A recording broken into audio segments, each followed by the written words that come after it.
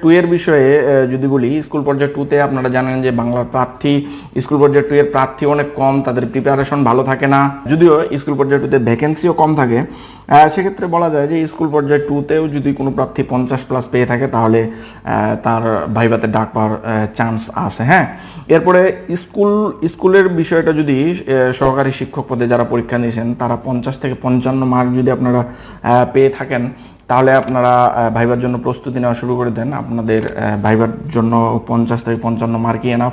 তবে এর বেশি মার্ক যারা পেয়ে থাকবেন বা 65+ বা 70+ মার্ক যারা পাবেন তাদের জব একবারে নিশ্চিত, মনে রাখবেন।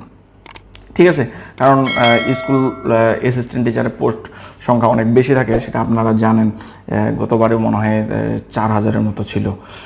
এরপরে কলেজ পর্যায়ে যারা পরীক্ষা দিয়েছেন তারা যদি 55 থেকে 60 মার্ক পেয়ে থাকেন, কলেজ পর্যায়ে স্যার বলল